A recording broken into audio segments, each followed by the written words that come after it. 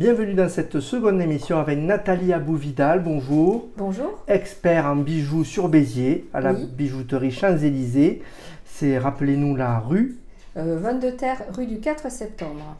Et aujourd'hui, une invitée, bonjour, maître Caroline Liesler. Bonjour. Commissaire-priseur. Oui, de son état. Alors, qui êtes-vous, Caroline Liesler? Comment pouvez-vous définir ce métier de commissaire-priseur?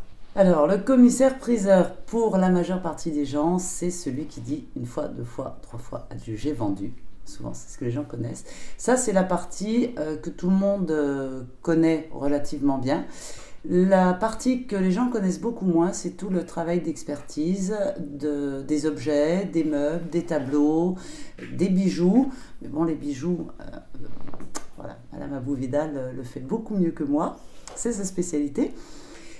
Donc on s'adresse à vous, on vient vous trouver pour avoir une expertise. Voilà, pour avoir une expertise, savoir ce que c'est, de quand ça date, en quoi c'est fait aussi, relativement souvent, et combien ça vaut. Donc beaucoup de connaissances, j'imagine, sur beaucoup de choses. Oui, donc une formation générale. Moi, j'ai une maîtrise d'histoire de l'art et une licence en droit. Et ensuite, il y a 2 ans de stage à faire auprès de confrères, en tant que stagiaire, avec un concours d'entrée au préalable. Et on apprend, comme on dit, sur le tas, c'est-à-dire en voyant beaucoup de choses. Voilà. On s'enrichit, j'imagine, de toute cette expérience. Complètement. C'est un métier où on apprend toute sa vie, on voit de nouvelles choses très souvent, très régulièrement, et on complète les connaissances tout au long de son métier. Quand a-t-on besoin d'un commissaire-priseur? À quel moment de sa vie? Lors d'héritage? Tout à fait, lors d'héritage, lors de partage, pour pouvoir inventorier les biens qui dépendent de la succession de la personne qui est décédée. Faire des partages aussi, éventuellement, ce qu'on appelle des lotissements. Et puis après, décider si on veut garder, si on veut partager, si on veut vendre aux enchères.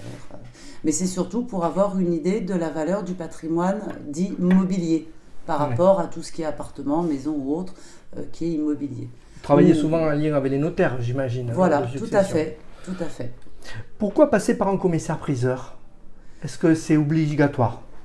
C'est conseillé. Obligatoire, non. Ça n'est pas forcément obligatoire. Certains notaires peuvent tout à fait le faire. D'ailleurs, il y a des régions de France comme l'Alsace qui n'ont pas de commissaire-priseur à proprement parler, comme dans le restant de la France. Ce sont les notaires qui s'en occupent. Mais c'est mieux parce qu'on a quand même une expérience des objets, on a une expérience du terrain et on a accumulé une connaissance qui nous est quand même très spécifique. Alors, comment vous vous définissez? Multitâche. Qu'est-ce qui vous plaît justement dans ce métier? C'est de toucher un peu justement à à différents domaines. C'est de voir beaucoup de choses, des domaines complètement différents. Alors, une grosse partie d'objets d'art évidemment, mais il y a aussi toute une partie qu'on dit le matériel industriel. Ça, c'est dans le cadre du côté judiciaire, où on intervient pour les redressements et les liquidations d'entreprises. Bon, ça, c'est un aspect du métier qui n'est pas très connu, qui n'a rien à voir avec les objets d'art, généralement, parce qu'on peut tout aussi bien expertiser et estimer un tableau qu'une grue.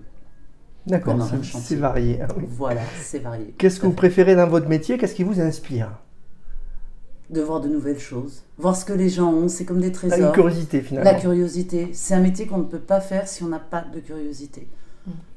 De curiosité dans le sens général du terme et en particulier, c'est-à-dire toujours se renseigner, être à jour, par exemple pour les arts primitifs, notamment l'art précolombien, de voir des choses qui peuvent évoluer puisque on n'a quand même pas des traces tout à fait probante, mais voilà, être à jour systématiquement, et puis à jour des prix, à jour des modes aussi, parce que l'art, c'est une question de mode, comme beaucoup de choses, donc les prix peuvent fluctuer et peuvent varier en fonction de ça.